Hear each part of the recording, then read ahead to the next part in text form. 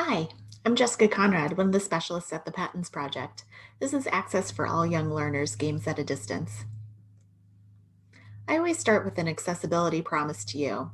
During this recording, you're going to see me utilize the principles of universal design for learning, and I will try to make this accessible as possible. I'm going to be using closed captions, so there should be a CC button near the bottom of your screen. There's simple backgrounds, high contrast font. Digital materials are provided for your own use, as well as shortened links, QR codes, and hyperlinks. You're going to have multiple opportunities for support after this webinar, and I've included the AAC consultation process on the screen, which is tinyurl.com/PATINS AAC. If you have any issues accessing this training in any way, please reach out to me by email. My email is jconrad, CONRAD, at patinsproject.org. That's PATINS project.org. Some relevant disclosures about me. I am a specialist with the Patins Project and a licensed and certified speech-language pathologist.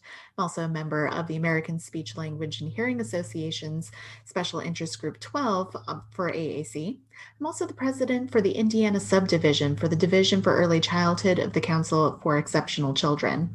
A lot of the things that we're going to talk about today are aligned with the DEC recommended practices. I've included a link to those recommended practices, as well as the Early Childhood Technical Assistance Center's resources. A lot of the things that we do every day with Patins aligns very closely with those recommended practices, particularly in the areas of environment. So what is Patins? Patins is still promoting achievement through technology and instruction for all students. We are committed to supporting our Indiana public pre-K-12 schools in creating and sustaining an equitable learning environment for every student. We have a host of services, and I'm not going to spend too long on this slide, but I just want to point out that our training and virtual office hours are available to you at no cost for our Indiana pre-K-12 public folks. Those trainings that you might find on our calendar, if they don't work for you or at a time that's accessible for you, please reach out and let us know if we can provide it at a time that works for you. We're very happy to be providing this recording. Our assistive technology lending library is also available to you, and you'll hear about some of the tools that are in our lending library. We pay for the shipping to you and pay for the shipping back to any Indiana public school. So getting started, I want you to think a little bit about why do we play games? And I think it's interesting. You could have chosen any webinar to watch. You decided to choose this one. Why? And why do we play games? You might think about engagement or how much fun students have playing games, and you might see some skills from them that you wouldn't normally see. You might think about competition, bringing out the best in students, or learning how to take turns, or learning how to lose graciously. The social skills, the language skills that we use in games, you don't often see in other types of play. So in this session, we're going to cover the whys and whats of games briefly. I'm going to demonstrate several games that you can use with young children, whether you are virtual or hybrid or in person, games that you can teach other families to learn, adaptations that we make to games, as well as an evaluation. Upon completing that evaluation, I would like for you to email me, and you will get the slides as well as a really nice resource that I keep adding to. This is a spreadsheet of over 60 free games that many of them are Switch accessible, many of them are printable for packets. Some of them can be used asynchronously, and some of them lend themselves really well to being able to share on a screen. I've included games that are appropriate for very young students as well as adults. And again, you'll get all of the slides as well as that resource once you fill out that evaluation at the end, and also email me. This is a visual representation of the Every Student Succeeds Act. There's a lot going on in this picture, and I want to point out two very important things. If every single student deserves to have an equitable instruction, assessment, curriculum, and collaboration of all of our team members, One of the best ways that we can support all of that is through games. It's a very engaging way. So, giving students access to that print, to that language, and also thinking about the Universal Design for Learning framework, how we promote multiple and diverse ways of showing what you know and accessing that information, and multiple ways of engaging students in our instruction, assessment, and curriculum. Games align really, really well with Universal Design for Learning. So making sure we're all on the same page, what do I mean by games? Games are a form of play. There are lots of different types of play. Games are just one of them. They are played according to rules. There's always some type of rule, and it's decided by skill, strength, or luck. Many of our students might struggle with this rule part, and other students might need support in the skills and strengths. Gamification is another term that we hear quite a bit in education, especially in the last couple decades. Gamification has been used as early as the early 1900s, and the best definition I know is making things that are not fun, fun, making doing stuff fun. Good examples that you see in your natural environment. Pretty much any weight loss app has some type of gamification in it. Customer loyalty cards where you buy 6 yogurts and get the 7th free. Reading points, sticker charts, all sorts of things have gamification. What gamification does is borrow elements of what makes games so successful and applies it in a place that wasn't a game. In education, we've done a lot of research on gamification, and in some instances, it does promote more skills or promote seeing a behavior that wasn't there before. But sometimes gamification has some unexpected consequences.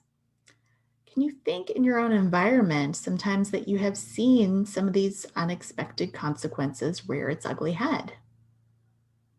Perhaps a reading competition where the students who struggle to read may not apply themselves because they know they'll never get the 80 points.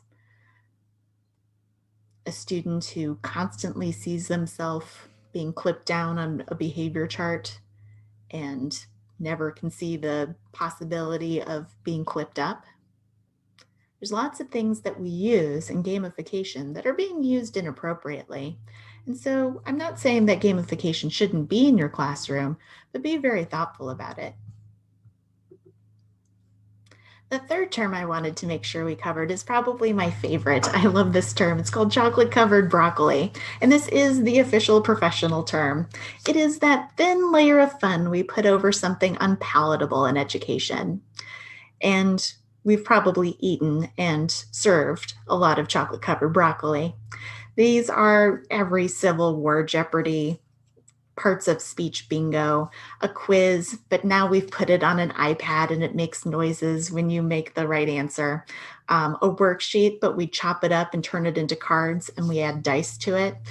I have owned and purchased and served and eaten a lot of chocolate covered broccoli. I'm not saying that it's inherently bad. However, kids always know what you're serving. So be thoughtful about it. You're going to hear me talk about chocolating up the broccoli or broccoliing up this chocolate. And again, I think the main takeaway is really thinking about what are we doing? Why are we doing it? And is it really lending itself to the education of our students? It's not that chocolate covered broccoli is inherently bad, but it can be used in bad ways. So one of the first activities I wanted to do is show you how I like to help students figure out how to give me nonverbal feedback very quickly. If I have a group of students who are struggling to figure out how to communicate with me and how to give me responses quickly, this is a really fun, easy game for students of all ages, especially if they have a parent helper who can assist for our young students or students with complex learning needs. So one of the first things I want to do is stop showing this screen and start showing my iPad. There are lots of ways to show your screen, and I'm going to get into that in a second. But I am a minimalist. I really need as few things or few moving pieces as possible. And I keep on going back to my iPad as a way to show the manipulatives I have, and that's been really helpful. So I'm going to stop sharing. Right now I'm using Zoom, and embedded within Zoom, I can either hook up my computer by a cord or hook it up wirelessly and share an iPad screen or an Android device. But other software that you might be using doesn't have that ability. So I'm gonna show you what I love to use. I'm gonna stop sharing here. And I'm going to use a software that is on my computer called Reflector. Reflector is a purchase. I want to say it's under 20 bucks.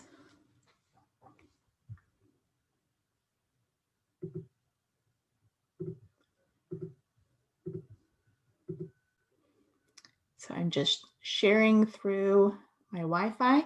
So this can be wireless. I can be on the other side of the room and still share through my video conferencing software. And I'm just using my camera app. People ask me all the time what my favorite app is. It's still the camera app. I love the camera app. It is so powerful. So what I have here is actually something I liberated from my bathroom. So this is just a rolling cart. I have room for storage underneath. And I set a nice contrasting background right here. And then I set it on top. Simplest things are easiest. So nothing very fancy. I'm actually gonna tilt that for you guys.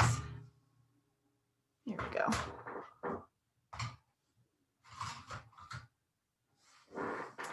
So when we're talking about introducing students to this idea of giving nonverbal feedback, this is really helpful because now they aren't having to manage their microphones. They're not having to manage a lot. If they just keep their cameras on, I can quickly give you a thumbs up or a thumbs down, or maybe I sent them home with cards to be able to show me like yes or no, or go faster, or I have a question, or can I unmute myself?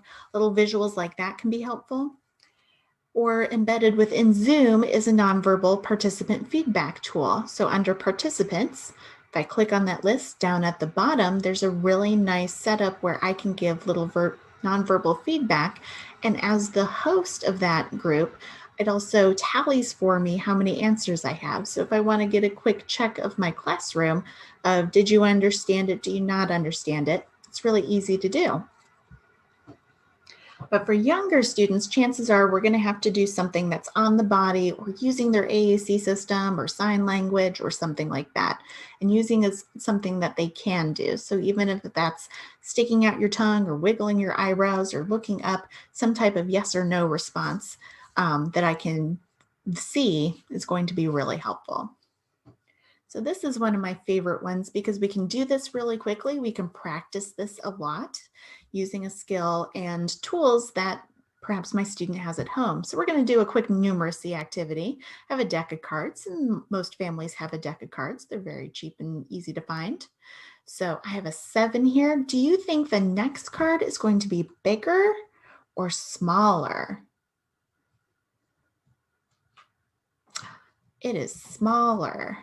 Do you think, so if I have a 3, 1, 2, 3, do I think the next card is going to be bigger or smaller? It was bigger. You can see how this could very easily translate to so many of the other skills that you're working on. Using sight words and saying, do you think there's going to be more letters or less letters? Do you think there's going to be more syllables or less syllables? If we're working on categories or other types of vocabulary skills, do I think the next picture is going to be something that is bigger or smaller or heavier or lighter? Lots of things that you can do with this. And what I like about this is, as an educator, I can quickly introduce this activity and we can practice nonverbal response time very quickly in a variety of ways.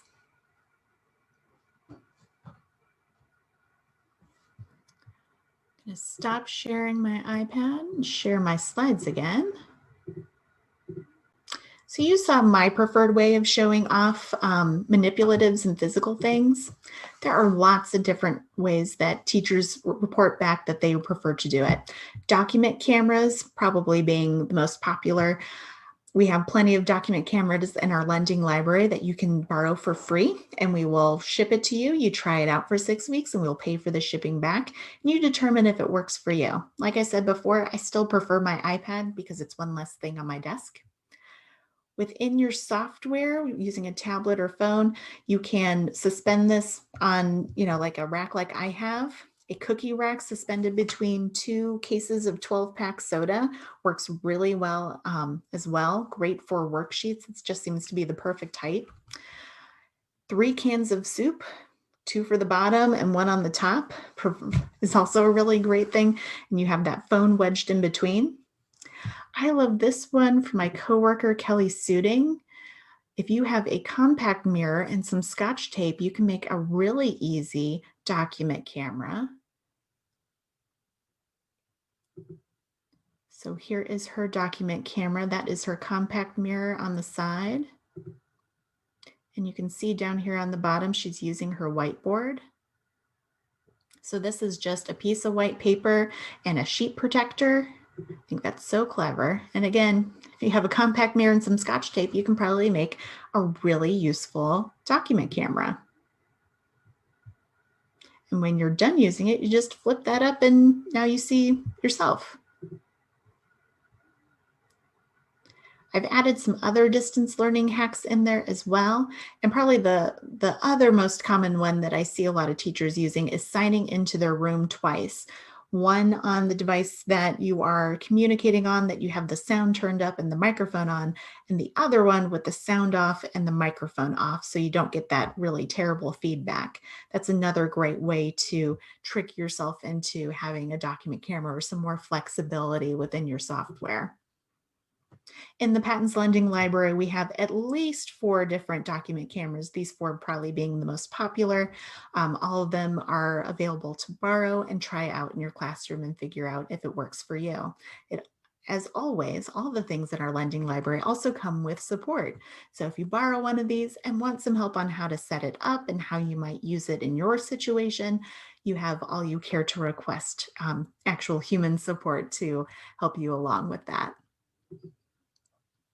So if you've played this first game and you have some ideas already, go ahead and administer a digital high five, and we'll move on to our next activity, which is the BeeBot Emulator. I keep talking about this because I absolutely love it. It seems to be a home run all the time with our young students. So all of these are free. The BeeBot for iOS and Android are also free if you have a parent wanting to play this on a phone. But there's no account or anything fancy that you need to set up, and fairly easy to play online. So we have BeeBot, and this is the emulator at the top.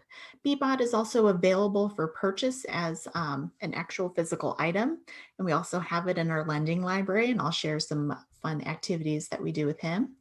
But the top of this, he's just a coding robot. That's all he is. And the top of this looks like this.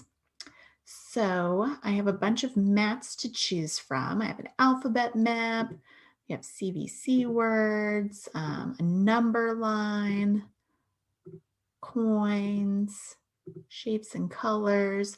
So let's say we were doing this, and my game with my students might be in 3 moves and give them 3 directions and get to something red.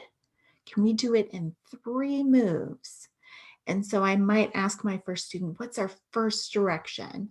They might say, go forward.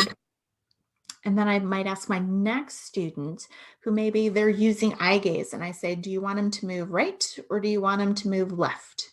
And then whatever he looks at is the direction we're going to go. So lots of great directional mathematical vocabulary, lots of core words, lots of turn taking and sequential thinking, lots of good stuff.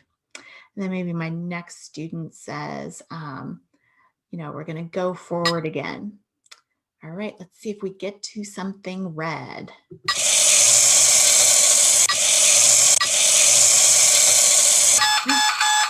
Did we make it?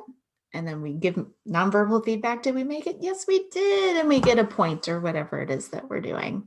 So a great cooperative game activity for lots of students. So that was that quick explanation of how I like to use BeeBot. Again, just exploring and discovering and talking about maybe we're just giving them 2 directions and we find out where we go and how do we describe where we landed. Those of you who are using expanding expression tool or any other visual representations of, describing and adding more language and expanding upon it, this can be really useful too. Making your own dice. This is an activity I don't often get to talk about, but it certainly came up quite a bit. This first round of distance learning is how can we make some materials and send them home and make it really cheap? So wooden dice, which are really inexpensive, you can buy them in bulk and they're unfinished. I have made over the years a ton of my own wooden dice, Christmas themed and Mickey Mouse themed and Halloween themed, lots of things. And what I do is I take old sticker sheets, like old address labels. You peel all those address labels off. When you're done with it, you save that waxy paper and you can run it through your regular printer again. But the images, you make them reverse. And then you take one of these dice and you stamp it on top of that page. Usually you have to put something squishy underneath, like an old mouse pad or a towel or something. You set it on top and you squish, squish, squish, and you lift it up, and then it takes whatever you want on top of there. So really cute, very fun activity for young students. And then they have dice to take home that are all their own. If you don't have time for that, there are lots and lots of free and easy dice makers in this spreadsheet, but I wanted to show you some of my favorites. So lots of dice making online things, but I wanted to show you some of my favorite online makers. And one of them is Flippity. Flippity is free. You do need a Google account. It will open up all of these into Google Sheets and then take whatever you do into their Google Sheets and turn it into magic. So let me show you an example. We'll start with a spinner. So kind of like dice, right? Gives you examples. I'm going to make a copy of a template.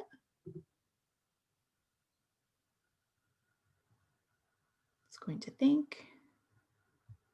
So I could put all the students in my class. I could also add images, and that would be URL links to those images.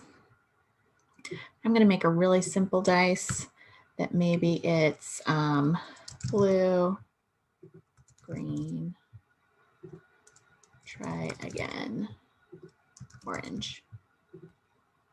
So I have my choices. You could put whatever you wanted in there. And like I said before, you can also add images to those. I'm going to go over here. I'm going to publish this to the web. So again, I went to File, Publish to Web. And then over here where it says Get Link Here, it's going to give me a link that is specific to my activity I just made. And there is my spinner, right? I could set it up if this was my class list. It gives me a lot of really nice tools. They were really thinking of teachers when they made this. So if these were my 4 students, it would automatically put them in groups of 2 and I could randomize it, groups of 3. I could put them in teams and set up different things with that. I can move them around. I can do a seating chart. So many other things that I could do with this. Gift exchanges, rosters, all sorts of things. But of course, my favorite being that spinner. Really fun. If I just wanted one thing, if the spinning was too much, I could set it up that way too. So that's the spinner. My other favorite for young students is a speaking memory game. Same situation. I'm going to make a copy of this template. It gives me all of the instructions. And I love this one. We did this with my nephew for his birthday. So again, I can add audio. I can add video. Or sorry, not video. I can add images.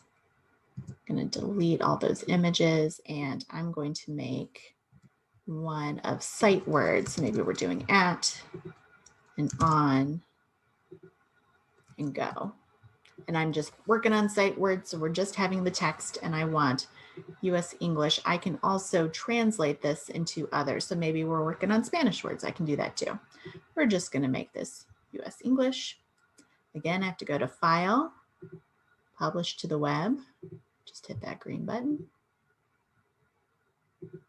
Exit out of there and get my links. There is, on some of these, I can do some fun things at the end, like maybe I want the done text to say, hooray. And I have an option of doing this as memory or matching. We're going to do memory.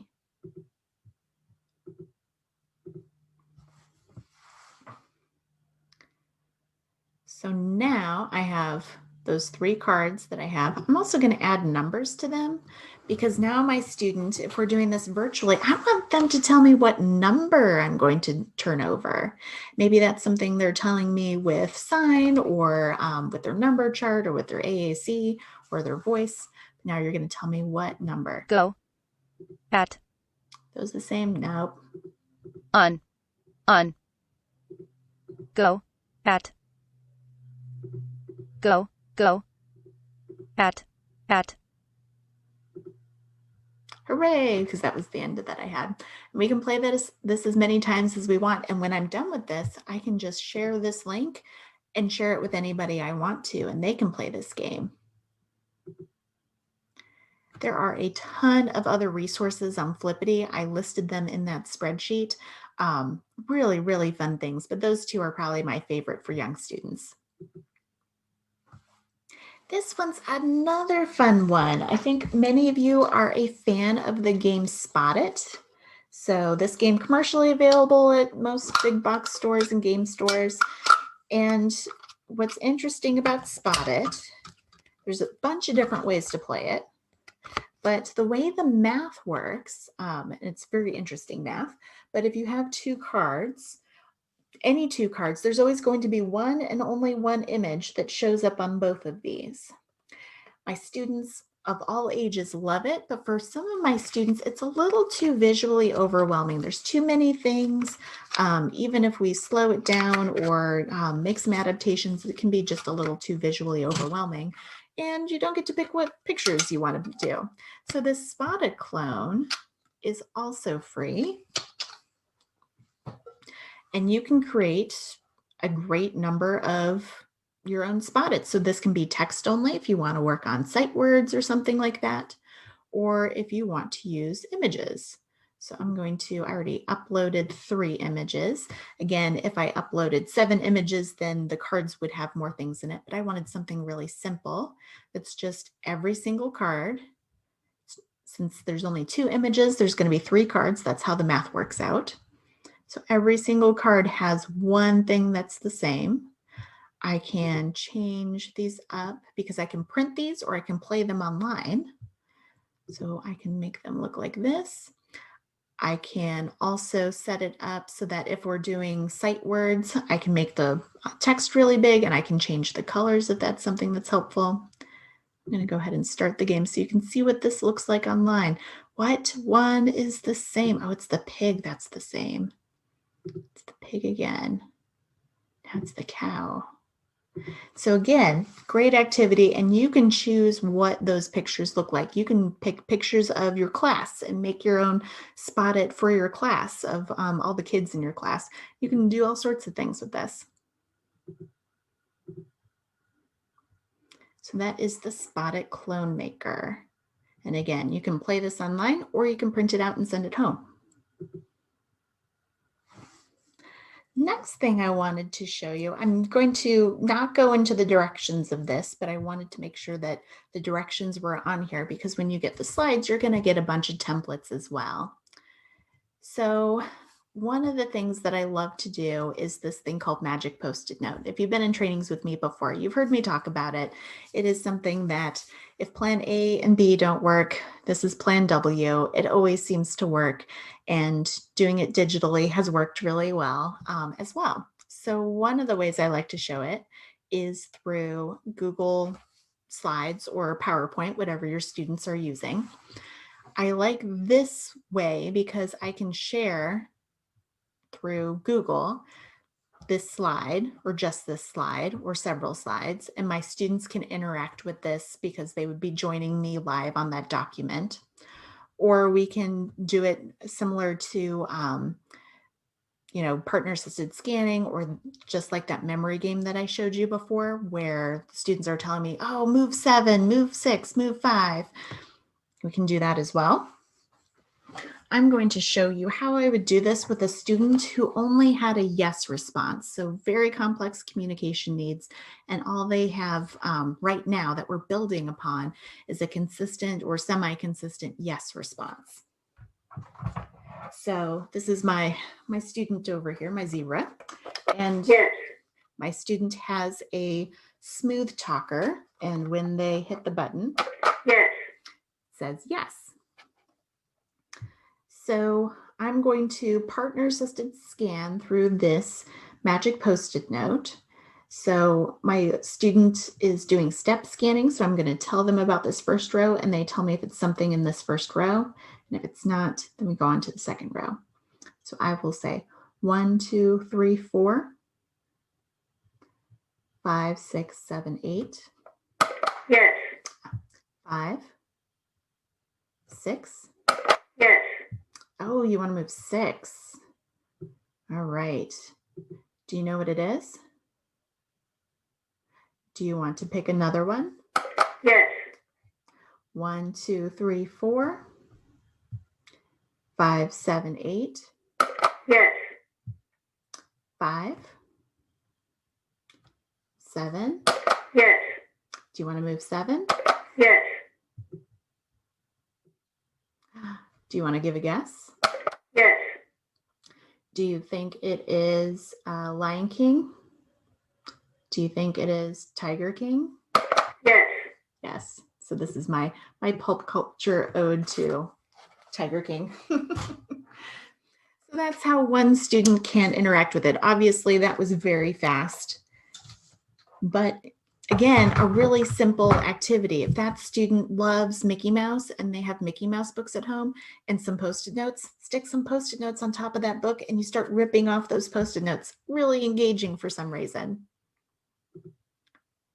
Another option, I'm going to keep this open and go into my Jamboard. So this is a copy of a Jamboard that I just keep on adding to. You might come back to this link 6 months later and there might be 5 more games already on here. But I would love for you to make a copy, add to it, do whatever you want to it. It's going to think a little bit and load. So Jamboard, jamboard.google.com is free for everyone with a Google account and kind of works like PowerPoint slides. It's missing a lot of features. But there are some things about this that make it really easy and very quick to make an activity.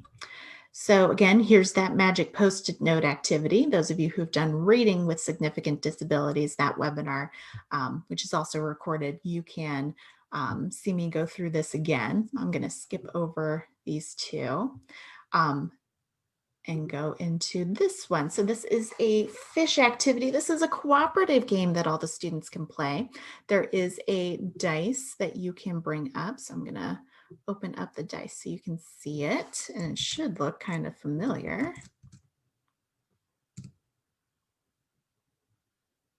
It's Flippity again. So we have a dice, and when it lands on something like blue, that means we get to take one of the blue fish and put it in the aquarium.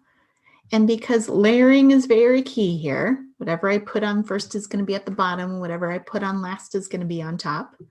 So I make all my fish and all my things, and then I bring in an image of something that it goes in. If my dice lands on shark, then my shark is going to eat all the numbers. And if it eats all the numbers, that means he ate all our fish. Oh no. Again, because we're working on losing graciously, and this is a cooperative game, either everyone wins or everyone loses. And sometimes everyone loses, even if we tried really hard. And that's an important skill to learn, right? So really easy cooperative game, very simple, and very easy to turn this into a lot of other things. So in one of the other sessions, this is one, stacking a bunch of food and deciding, would Mrs. Conrad eat it or would we put it in the trash? Very simple game. This is one, we had a session where the team said they had some students who were very dinosaur affinity aligned. And so we made a very similar one where we would roll the dice and would we get to put dinosaurs and get them to escape on this spaceship, or would this meteor get closer and closer to Earth? And we would choose, like, you can roll any dice, but if you roll a 6, that asteroid's going to get closer. You could pick whatever you wanted. So lots of easy things. And again, for all of these things, I could pull in my Bitmojis. I could pull in all sorts of images. I just go over to add an image, and let's say my image search, I want pumpkin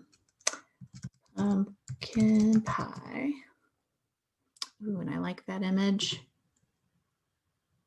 It's that easy. But again, because I've just added that, it's not going to go under. So remember, the last things that you want, the things that you want to be on top that are always going to hide your images in Jamboard, you want to add last.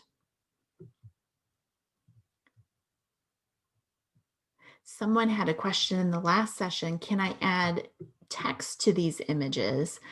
No, again, unless I purposely bring in images that have text attached to it, like the image and the text are one thing, you can't do that, which makes this a little tricky. I can add a Post-it note, so I can call this pie and change the image or not have any. So now I can bring this over here, but that's about as good as it gets. Again, in PowerPoint, you can do all of that. That is very easy to do. This just kind of limits you to what you can do. And again, you can draw and do all sorts of things on this one. And then when it's time to clean up, instead of all these pieces being all over the table, you don't have that problem. This is a Jamboard. You just delete this and go back to your fresh copy. And it's like all this never happened. So lots and lots of flexibility there. You can share this just like you can in PowerPoint, and your students can interact together. So that is Jamboard. The last thing I wanted to show you, let's go back into.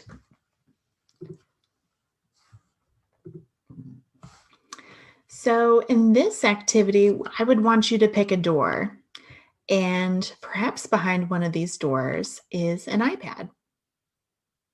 So what door would you pick? Let's say you picked this one, and you'd be correct. That was door number 3, and you got an iPad. This is still my favorite pun. I'm so sorry. This is something that my grandparents did to the grandkids last Christmas. Told all the kids we were getting iPads, and it went over like a lead balloon, but I still think it's hilarious. So wait a second, let's go back and take a look at that, because had you chose this middle door, you would not have gotten there. You would have opened door number 2 and gotten my appreciation for playing along. And if you picked door number 1, you would have gotten a picture of my dog. How did I do that? So clickable elements are something that you can do on any slide situation. So Google Slides or PowerPoint and pretty much anything else. Very similar if you're familiar with Boom Cards, which is a paid service, or Bitsboard, which is a freemium. So there's a free set and a paid set as well. And Bitsboard is an iOS option. Both are very popular in early childhood. I like them both. But this is completely free, and you have tons and tons of flexibility with it. So let me show you what that looks like. So I have a question slide, and maybe this is our social emotional learning activity. What would Mrs. Conrad's face look like if you had a handful of glitter? Would she be happy or would she be sad? Let's say I said, oh, I bet Mrs. Conrad loves glitter. You would be wrong. Oops. Nope. Let's go back. What would her face look like? She would be sad because glitter is gross. So this button doesn't actually do anything. It just goes to the next slide. Let's exit out of there and show you how I did that. So I have a question slide, and in this one, I want to make pictures be my option. I could make this be a text box. I could make this be a GIF like you saw over here and over here. So those arrows pointing back and forth. I can do a lot of things, but I like searching from the web and using pictures. So let's say we did excited. And I like this picture. Very expressive. Maybe that's going to be my third option. As always, thinking about accessibility and not giving myself more work to do later on, I'm going to make sure that I alt text this image. So I'm going to right click on that image, or I can do Command Option Y. And in the description, never the title box, but the description box, I'm going to do excited woman. So I have that little bit of information. So should I have a student with blindness or low vision, the screen reader is going to be able to catch that, and I'll have less to do later on instead of like going back and redoing all my materials. So get in the habit of alt texting your images. So I have this image, it's alt texted, but now I need to tell it, should somebody click on this image, I want it to go somewhere. So I am going to click on this. I have it highlighted in blue. And I can either go up to this little chain link icon, or I can click Command K or Control K, depending on what device you're using. I'm going to say, go to a slide in this presentation. I could make it go to a website link or something like that, if that's what I wanted to do. Maybe you want to send your kids to Starfall or something like that. But in this one, I want it to go to a particular slide. When I pick a particular slide, what's really nice is if you go back and decide to edit it and slide 37 becomes slide 57, it's just fine. Google Slides and PowerPoint are smart enough to know, should you move the slides around, it's still going to attach to that correct slide. So that's really nice. So if I say, I want it to navigate to this wrong slide. When I go to present, oops, correct. So a really nice way to make really engaging activities. And the nice thing about this is there are a ton that are already made. And when you have it in slides, you have a lot of freedom to pick images that make sense for your students, maybe pick items or things that they really enjoy, or be able to tweak it. Maybe you have a student who needs high contrast or larger font, or changing something so the images are really large and they don't have to use their fine motor skills in a certain way. So lots of options. And I want to give a shout out to Paige, who had shared a set that her staff had made, and they made that free for you guys to use as well. So thank you so much for making that survival signs, which is another interactive deck that you guys can use and useful for all ages. The last bit I wanted to share is all of these templates before we end this session. So we have a ton of free templates. I want you to take these. I didn't, I made these myself. Please use them. So we have a board game template, and again, use it, make it your own, add some cute things to it. I love letting students use their own markers so that they can move around the board and do what they want. We have a tic-tac-toe template, as well as a high contrast tic-tac-toe template if your students need that. Lots and lots of free things. So again, wrapping up, we have a ton of embedded resources and a ton of options for your students to be engaged in multiple and meaningful ways. All of those items that I showed you are free or nearly free, and you'll be able to use really quickly. And don't forget, you are going to get that copy of over 60 activities, many of them switch accessible, many of them printable for packets, or could be used asynchronously, or works really well on a screen share situation. So lots and lots of activities. The third tab that I added on here are things that are in my game cabinet. So if you're thinking about maybe you want to add true games, not some chocolate covered broccoli, some actual games into your classroom, I've added some and made some notes about some of these that I've used with preschool, but I've had to adapt it a little bit. Maybe we use it in slightly different ways. So I'm still adding and updating to this one. So keep this link, make it live. Don't make a copy, but like bookmark it and add it to your Google Drive. And then when you come back to it in a few months, it might have some more ideas in there. As a reminder, at the time of this recording, the Patins Tech Expo is still in April 2021. Fingers crossed we will be in Carmel, Indiana. That is a free day and a great day to interact and connect with our vendors, see the newest and latest and greatest in educational technology. If you have any questions, please reach out to me. And a big thank you to our Indiana Resource Network and our partners in promoting accessible and excellent education for all of our Indiana students. If you want to reach out to me, and you will if you want to get those slides and the spreadsheet, my email is on the screen. It is JConrad, Jessica as in Jessica Conrad, jconrad at patinsproject.org, PATINS project.org. You can also follow me on Twitter, jconradslp. Like us on Patins on Facebook or follow us on Twitter. And on 8:30 p.m. Eastern Standard Time, we typically have a chat on Tuesday nights, and we would love to see you there. Usually a variety of topics, many of them related to early childhood, accessible educational materials, and universal design for learning. We would love to have you. So finally, this is the evaluation. So first step, evaluation. Then after you fill out that evaluation, email me. I'll be checking to make sure that both line up before I can send you those materials.